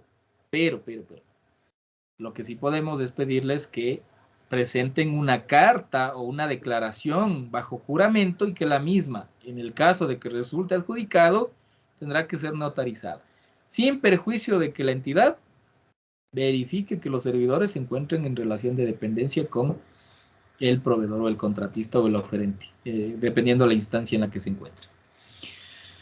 No se olvide. Y otra cosa importante, hablando justamente del artículo 3 del reglamento que permite la contratación extranjera o extraterritorial, que permite justamente que nosotros podamos contratar o importar directamente como entidades contratantes en algunos de los casos y en otros que nos dice que debemos seguir lo que se señalan en los acuerdos comerciales. Entonces, resulta que un proveedor extranjero puede presentar oferta, ¿cierto? Por el acuerdo comercial. Por eso es que hay un aviso de publicación prevista donde doy a conocer justamente qué es lo que voy a comprar y por lo tanto estoy señalando de que puede haber participación extranjera. Si se presenta un extranjero, ¿cierto? y tengo justamente un procedimiento que va por $500,000, que justamente estos son los montos que van a acuerdos comerciales, dice que el patrimonio se puede acreditar, ¿no es cierto?, para el Ecuador con la declaración del impuesto a la renta. Y para los extranjeros con un documento equivalente al país de origen del proveedor que se esté presentando. Entonces, si usted está haciendo un procedimiento, ¿no es cierto?, que está aplicando un acuerdo comercial, en el parámetro de patrimonio no se olvide de pedir o dar esta opción de que puede ser o el equivalente del país de origen. Por favor, no se olvidará. Si usted está haciendo procedimientos menores a los montos de aplicación de los acuerdos comerciales, no hay problema, porque estamos hablando de que es una contratación del Ecuador. Entonces no se olvidará de estas condiciones importantes que estamos viendo. Ahora, miren, actualmente se ha tipificado justamente en el artículo 51 el trámite que vamos a realizar para poder solicitar el CPC o desbloquear el CPC restringido. Generalmente cuando nosotros necesitamos comprar algo y esto está catalogado, pero no cumple con las especificaciones técnicas o los términos de referencia que yo necesito como entidad contratante, tengo la opción de solicitar el CPC o la autorización de CPC restringido. Anteriormente esto estaba señalado en un instructivo de menor valor, por supuesto, y ahora pues ya lo tenemos en la norma supletoria. Digamos que en esencia, el procedimiento como tal no ha cambiado, pero tenemos unas cosas importantes que usted los debe conocer. Entonces, primero, nosotros debemos hacer un informe técnico justamente justificando por qué razón tengo que hacer uso de este CPC restringido. Y tengo que señalar también la partida presupuestaria que yo voy a utilizar para poder realizar esta compra a futuro. Y, ¿no es cierto?, esto también debe estar alineado al CPC, ¿no es cierto?, al clasificador central de producto a nivel 9, que esté más acorde a lo que yo necesito comprar. Generalmente cuando nosotros tenemos los CPCs no encontramos todos los que requerimos y en esos casos cuando no sean específicos, pues tenemos que buscar el más idóneo, el que más se acerque a lo que nosotros vamos a comprar, ¿ya? Bueno, luego vamos al sistema y en el sistema pues lo que hacemos es seleccionar la partida presupuestaria, ingresamos al sistema, publicamos, esto se lo hace justamente ya con clave y usuario en el portal de compras públicas, se selecciona justamente cuál es el CPC restringido, generamos la solicitud de autorización y tenemos que publicar justamente la documentación, ¿no es cierto? Entonces pues, publicamos el informe, publicamos el estudio de mercado o señalamos el precio ya dentro del término de referencia, lo justificamos, etcétera, ¿no? Y aquí viene la parte importante. Dice, se puede cargar un solo lote para cada procedimiento de contratación. Es decir, que si usted va a comprar, va a ser, digamos, una compra de lencería hospitalaria o hablemos de lencería en general. Lencería me refiero a fundas de almohadas, sábanas, etcétera, ¿no? Almohadas, etcétera. Entonces, vemos que todos estos ítems están dentro de una misma contratación. Usted tiene que utilizar justamente un solo lote, no puede hacer diferentes solicitudes, sino que de preferencia tendría que usted utilizar una sola publicación para poder desbloquear todo lo que usted necesite para poder realizar su compra. Ahora, entonces, ¿cuáles son los documentos que debemos publicar? ¿No es cierto? Ya vimos el procedimiento que no ha cambiado, digamos, en cuanto a su aplicación en fondo. En la documentación tampoco es que se ha modificado, ¿no es cierto? Pero hay unas cosas importantes. Por ejemplo, la ficha informativa se ha mantenido igual. La ficha informativa simplemente era como un tipo carátula donde iban los datos de la entidad, del servidor encargado del proceso, cuándo se vencía o cuándo yo debería comprar estos bienes, la fecha justamente de la recepción, etc. Esto no ha modificado, ¿no? Y luego vienen los términos de referencia o las especificaciones técnicas y en esto sí se han incorporado o nos ha dado un poco más de claridad respecto de la tramitación de esto. Entonces, usted ya sabe, la especificación técnica o el término de referencia ya tiene un sustento normativo según el reglamento. No marcas, no patentes, nombres comerciales, En el caso del término de referencia debe tener antecedentes, objetivo, alcance, información de la entidad, plazo, etcétera, ¿no? Entonces ya tenemos condiciones netamente de contenido. Pero dice, cuando se genere o se requiera varios CPCs, porque generalmente cada ítem en aplicación justamente de utilizar CPCs a nivel 9 tiene, digamos, cada uno está atado a un bien en particular. Entonces dice, cada solicitud se podrá cargar con un documento por cada CPC. O en un solo documento, unir todos estos CPCs, todos los requerimientos y publicar en una sola. ¿Por qué pone esta precisión? Es porque a veces utilizamos un mismo CPC, estamos utilizando un mismo CPC, pero para un diferente producto. Sobre todo el CERCOP, en el caso de la lencería, del ejemplo que les puse, de las almohadas, las sábanas y los demás, los tiene atados en un solo CPC. Entonces, si los tiene en un solo CPC, cada solicitud, no puedo yo duplicar el CPC, así está en el sistema. Cada solicitud puedo poner una sola vez el CPC utilizado. Entonces yo no podría volver a poner, por ejemplo, CPC 1, almohada, CPC 1, sábana, CPC 1, no, porque me va a decir ya utilizó ese CPC o ya está registrado en su solicitud. En esos casos usted va a tener que hacer N veces por la cantidad de productos que requiera obtener la autorización. Y en el caso en el que no duplique ninguno de los productos, pues sí puede hacer en una solicitud. Entonces, en el caso de que lo tenga que hacer de manera individual, cada uno de estos documentos tiene que estar debidamente aprobado, elaborado, revisado y aprobado. No se olvidará. Si hago un solo documento, una sola vez. Si hago varios documentos, entonces cada documento tendrá que contener, ¿no es cierto?, la carátula y luego el término de referencia o la especificación técnica para ese bien en específico. No se olvidará. Si hay un bien que se encuentra catalogado, entonces se aumenta el cuadro comparativo. ¿Qué es lo que voy a comprar? ¿Qué es lo que está en el catálogo electrónico? ¿Y por qué? ¿Cuál es la justificación del por qué lo que está en el catálogo electrónico no me sirve o no satisface la necesidad de la entidad contratante? El CERCOP, en aplicación justamente del Código Orgánico Administrativo, no sé por qué se ha mencionado, se da un término de 30 días para atender las solicitudes de autorización de CPC restringido. ¿Qué le parece? 30 días. Término. Estamos hablando de que son 45 días calendario, aproximadamente. Es una barbaridad. Imagínense, para poder que me autorice comprar almohadas, sábanas, tengo que esperar 30 días. Digamos que este es el término o el plazo fatal, es decir, el máximo que podría esperar usted. Pero bueno, en la práctica, según lo que yo he hecho varios de estos trámites, se demora entre 15 y si estamos de buenas, 5. Y si estamos de malas, sí se toman sus 30 días, ¿no? O sea, depende de la número de cantidad de solicitudes, supongo que tenga el CERCOV en ese mismo momento. Entonces, de preferencia lo que dice el CERCOV es, si está catalogado, compre, está catalogado. Y si no, se entiende que usted debe tener un buen sustento del por qué no le sirve lo que está catalogado. Generalmente el criterio que utiliza la entidad contratante es, no sirve lo que está catalogado, no vale, se daña, no garantiza calidad y por eso quiero hacer otro procedimiento. Inténtelo, no le digo que no, inténtelo, siga este procedimiento, muy posiblemente puede ser que sí.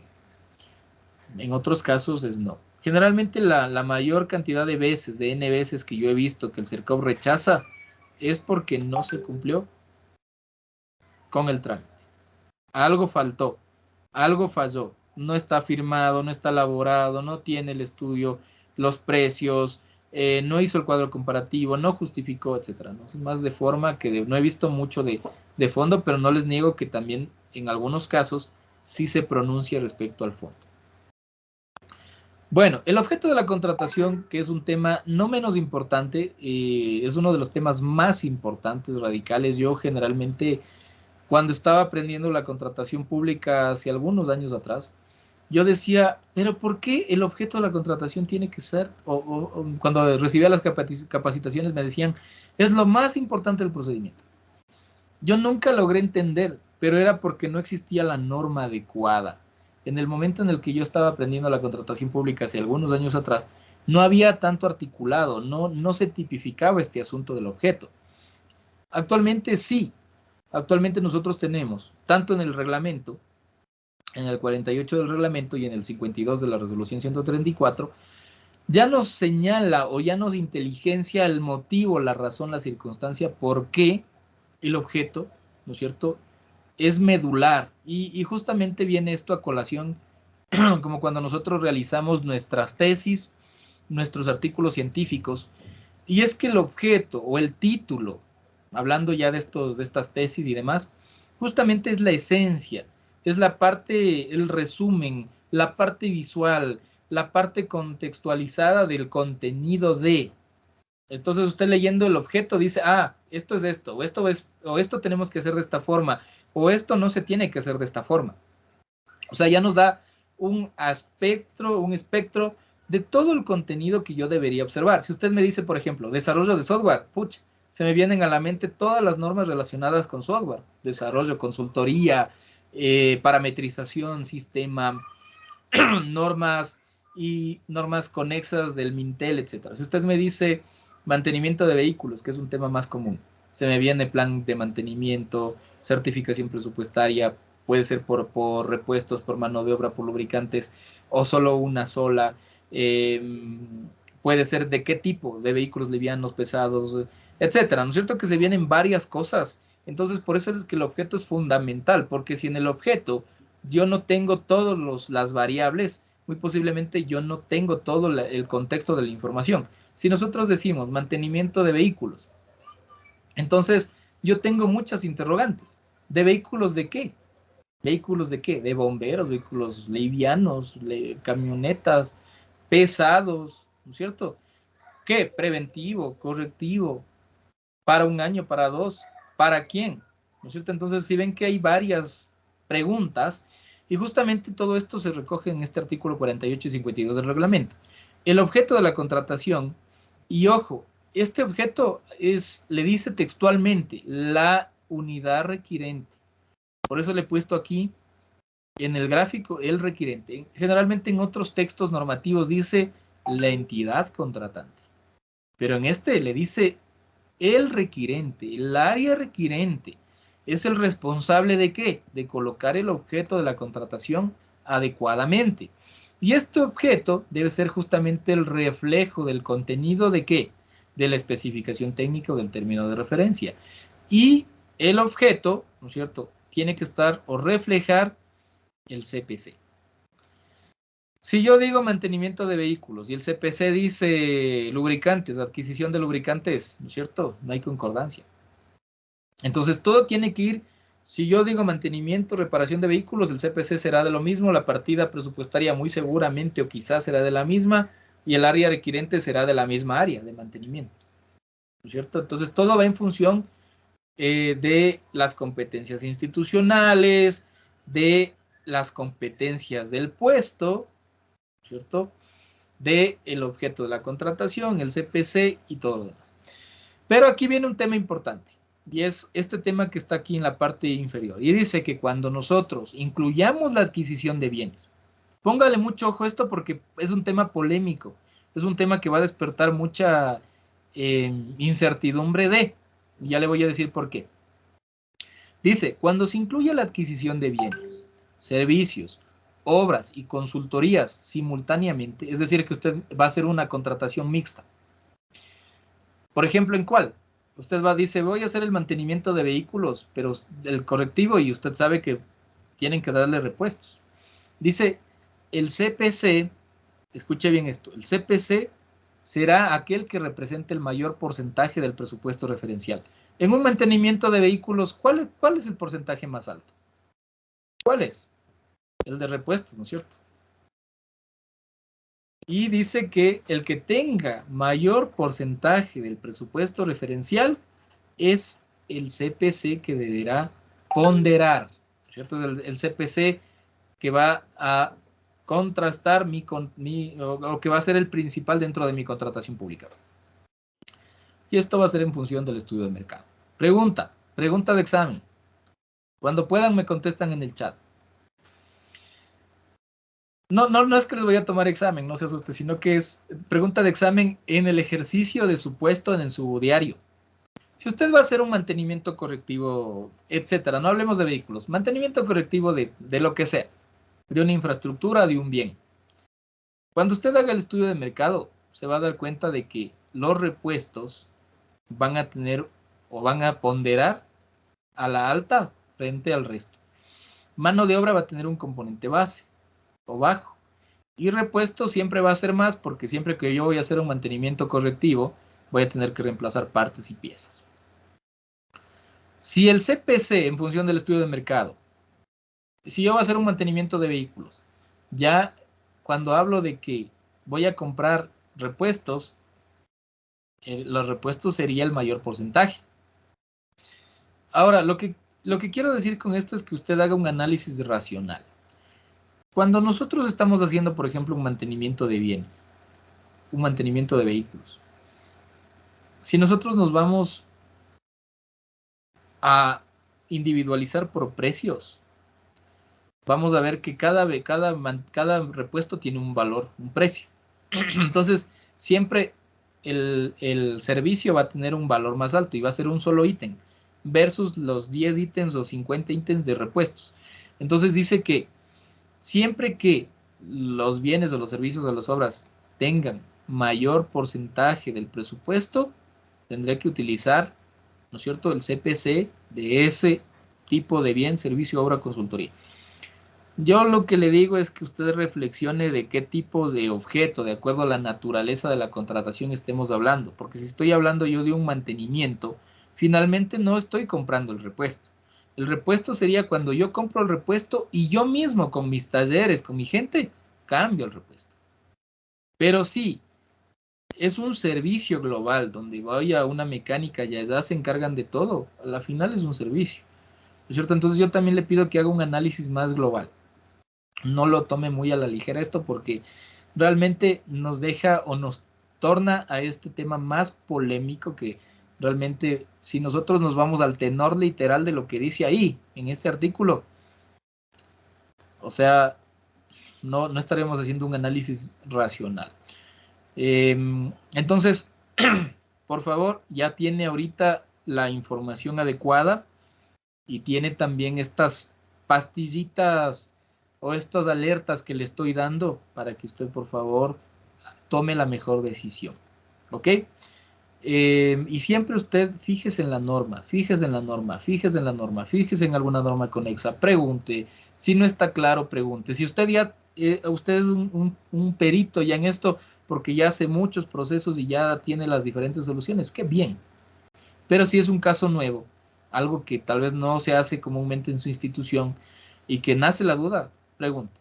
Pregunte porque realmente con todos los cambios normativos es mejor preguntar a equivocar. Vamos con el estudio de mercado. Bueno, en el estudio de mercado, según el artículo 49 del reglamento, justamente se señalaba lo siguiente. Y es que decía que el CERCOP podrá expedir la norma que regule justamente la tramitación del estudio de mercado.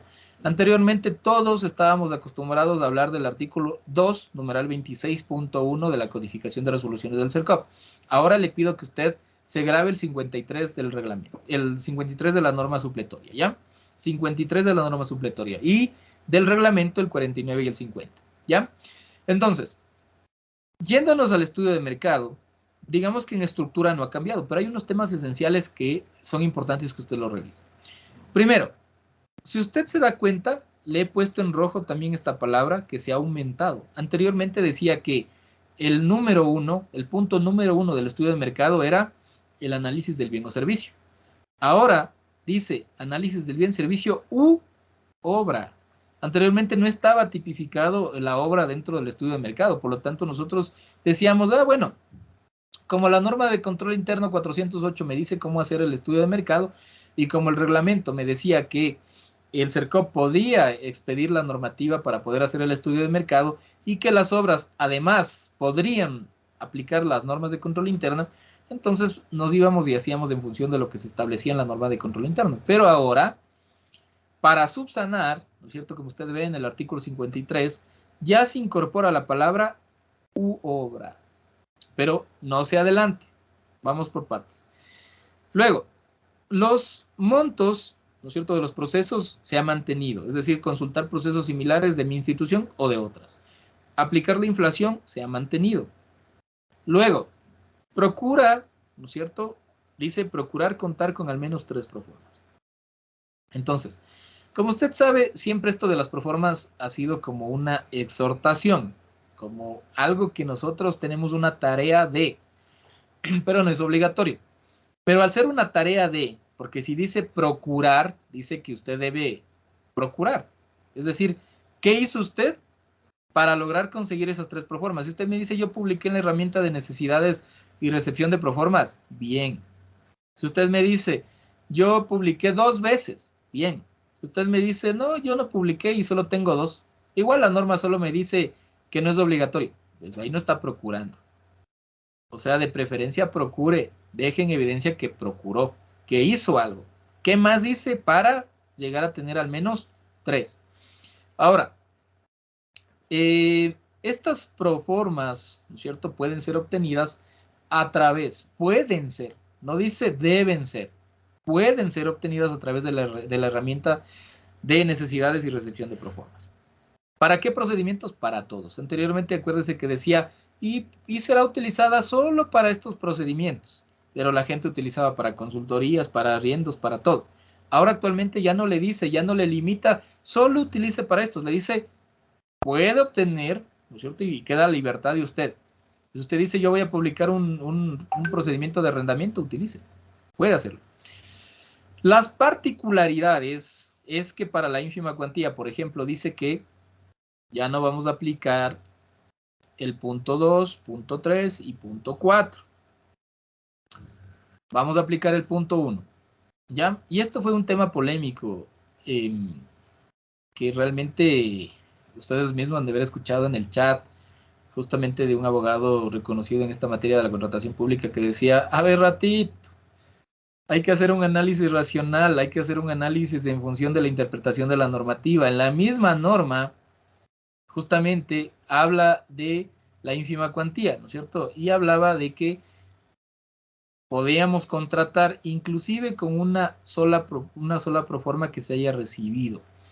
Ahora, también nosotros a nivel de reglamento, en el artículo 152 del reglamento, o en el 149 del reglamento, también hablaba de que podríamos o deberíamos tener al menos 3 proformas. Entonces, yéndonos a nivel de jerarquía de la norma, pues no estaba exento del todo el no tener proformas para hacer estudio de mercado. Y además que es algo contradictorio, ¿no? Que realmente el CERCOP debería aclarar este tema porque es un error garrafal que ha cometido. En todo caso, tenemos también un pronunciamiento de la Procuraduría General del Estado, es más, 2 pronunciamientos en los que se señala de que la ínfima cuantía, pues, se podrá avanzar con 1 o con 2 o con 3 proformas. Ahora, siempre y cuando cumplan con los requisitos tipificados en el artículo 6, numerales 17 y 18 de la ley. Entonces, no se olvide, no es que, tengo una proforma, puedo avanzar, siempre y cuando cumpla el artículo 6, numeral 17 y 18 de la ley. No se olvidará. Nuevo, ¿qué es lo nuevo? Dice que en el catálogo electrónico, yo entiendo que muchos ya aplicábamos esto, pero es importante de que usted ahora ya lo haga de forma obligatoria. Y es que en procedimientos de catálogo electrónico, si bien es cierto, no se hace estudio de mercado, se tiene que hacer una precompra o una simulación de la compra. Con esto, usted hace una precompra o una simulación y le va a salir cuál es el monto del presupuesto referencial que debe emplear para la contratación. Y este será un documento habilitante para su proceso y con el cual usted va a pedir el presupuesto referencial para el procedimiento de contratación de catálogo electrónico. En obras, nos vamos a basar en la norma de control interno de la Contraloría General del Estado, la 408-12. La norma 408 habla todo lo que son proyectos de ejecución de obra y la 12 justamente habla de los costos que se utilizan para el establecimiento de los análisis de precios unitarios. Y en las consultorías, nosotros tenemos que basarnos en el artículo 155 del reglamento que tiene que ver con los costos directos, indirectos y demás. Usted sabe que la consultoría, ¿qué es? Es un servicio especializado no normalizado. Entonces, cuando le dice aquí análisis del bien o servicio, la consultoría ya está tipificada como tal, ¿no? Porque es un servicio especializado, no normalizado, conforme lo que dice el artículo 6 de la ley. Entonces, ya nosotros aplicaremos conforme lo que se señala en el artículo 53, pero no se olvide que las proformas tienen que estar con los costos directos, indirectos, generales, y de ser el caso, con la utilidad. De ser el caso, aunque yo no les diría a los consultores jurídicos que pongan utilidad. No, no, no, no. Es que la Contraloría, a pesar de que la norma señala, yo preferencia diría que no pongan eso. Porque la Contraloría, como ustedes saben, siempre va a decir, ustedes pagaron de utilidad tanto. O sea, imagínense cuánta utilidad han pagado. O sea, yo sé que la norma lo permite, pero la Contraloría es un tema diferente porque lo que persigue justamente es el ahorro, los recursos, etcétera, ¿no? Porque no es nuestro dinero, sino es un dinero público. Y bueno, pues la idea es cuidar, precautelar, ahorrar recursos y pues aprovechar al máximo lo que tenemos. Entonces, no se olviden, las ofertas en aplicación del artículo 113 para el caso de la ínfima cuantía, que es una pregunta de examen, dice, ¿se puede recibir proformas para la ínfima cuantía por correo o físicas? Y la respuesta es que sí. La respuesta es que sí lo podemos hacer. Eso generalmente era una pregunta del millón, ¿no? Que muchos estábamos haciéndonos porque realmente no había un criterio general, porque claro, en la casuística de la ínfima cuantía, justo donde habla de la ínfima cuantía, no se había señalado el articulado, sino que estaba en otra sección. Y es que en el artículo 113, que ya le muestro actualmente, habla de que la ínfima cuantía, ¿no es cierto?, está exenta de el uso de recibir proformas a través del sistema. Para que usted lo vea de forma textual, dice lo siguiente. Le voy a aumentar un poco el zoom para que lo pueda visualizar de mejor manera. Si puede, hágale un print de pantalla, aunque yo ya le envío. Dice, la oferta se deberá, ¿no es cierto? Dice, forma de presentación de la oferta. Para contextualizar, usted acuérdese del artículo 149 del reglamento, en lo que dice que la ínfima cuantía, la proforma tiene los efectos de una oferta, ¿cierto? Como para contextualizar en una norma superior. Y luego dice, forma de presentación de ofertas. La oferta se deberá presentar únicamente a través del portal de compras públicas, a excepción, ¿cierto? O sea, es decir, todo puede ser en portal, menos procedimientos especiales, que usted ya sabe, arrendamientos, emergencias y demás. Por esa razón es que en el reglamento actual, ya anteriormente, hasta antes del día domingo, usted sabía que para hacer emergencias teníamos la obligación de publicar las necesidades en el sistema para las emergencias. Y luego, usted sabe que actualmente con la reforma que hubo el día domingo, ya se exceptúa, ¿no? Entonces tiene que ver también con este artículo de aquí. Y claro, la ínfima cuantía, es decir, que las proformas para la ínfima cuantía sí pueden estar por fuera del sistema. De preferencia, no porque sea obligatorio, yo le diría use el sistema. Pero si por ahí algún proveedor le manda el correo, también tiene que considerar. No se acuerde de dejar la razón de la recepción, por qué medio recibió y dejarlos evidenciables de los correos, de las herramientas, para fines de control posterior, ¿no es cierto? Y así evitarnos cualquier malentendido, cualquier tema que pudiera pues afectar la ejecución. Bueno, estimados participantes, miren, ha estado interesante la capacitación, espero que ustedes también lo hayan disfrutado. Siempre es importante actualizarnos, estar estudiando, retroalimentarnos. A sus preguntas, como siempre, son bienvenidas y nos ayudan a potenciar y a conocer también las diferentes casuísticas, ¿no? Debido a que cada uno dentro de su accionar compran diferentes cosas, pues obviamente siempre es importante conocer, ¿no? Hay gente que compra tecnología, otros que compran mantenimiento, otros que compran medicamentos, y entonces la contratación pública se vuelve cada vez más extensa y es importante, pues, al menos nosotros como capacitadores, tener todo ese know-how, ¿no? Entonces, por eso es que me encanta compartir con ustedes, me encanta cuando preguntan, cuando necesitan solventar algún tema, pues tratamos siempre de estar a las órdenes y poder responder sobre todo con normativa, ¿no? Cuando no hay normativa, lo que les decimos es no hay normativa. Ahí lo que hay que buscar son casos similares, ¿no? Para decir, a ver, aquí tengo 2, 3, 4 casos similares y por qué se hizo esto, por qué no se hizo y a través de los casos ir resolviendo. O también de exámenes de la Contraloría, ¿no? Que también son un referente en función de cómo piensa y qué analiza. Entonces eso también me potencia y me ayuda a tomar una mejor decisión en función de una posible observación posterior. Bueno, siendo las 8:39, estimados participantes, gracias por su presencia, gracias por estar presentes en el curso, muy amables por preferirnos, gracias por entrar, ¿no es cierto? Yo sé que es un tema difícil, ustedes están tal vez preocupados por las matrículas de sus hijos, clases, demás, elecciones y demás, pero no podíamos dejar pasar más tiempo porque realmente necesitábamos ya tener una capacitación referente a esta normativa que es muy importante. Entonces, ¿qué viene de mi parte? De mi parte es enviarles las normas que estábamos analizando y también el acceso al aula virtual. Cuando tenga tiempo, descargue cuando tenga tiempo, ahí va a estar toda la información. Las diapositivas les voy a dejar hasta el final, ¿ya? Porque no quiero que se me adelanten. Pero sí, claro, por supuesto que son de ustedes, obviamente que les voy a enviar, pero finalizando la capacitación. Si usted tiene dudas o preguntas de algún tema que tal vez no le quedó claro hasta aquí, o hasta lo que usted necesite, puede realizarlo en el chat que estamos utilizando de la norma secundaria y encantado de la vida, pues podemos nosotros responder para que usted pues pueda solventar sus dudas o preguntas.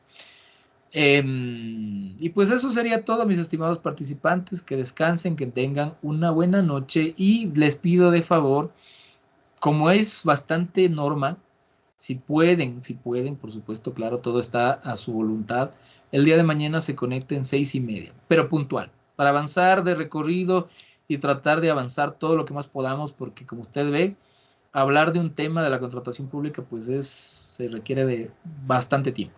Entonces, la idea es que usted tenga todo el know-how, todo el conocimiento, que tenga todos estos temas polémicos, estas pastillitas polémicas o estos cambios, para que usted los pueda tratar y los pueda aplicar adecuadamente en su empresa.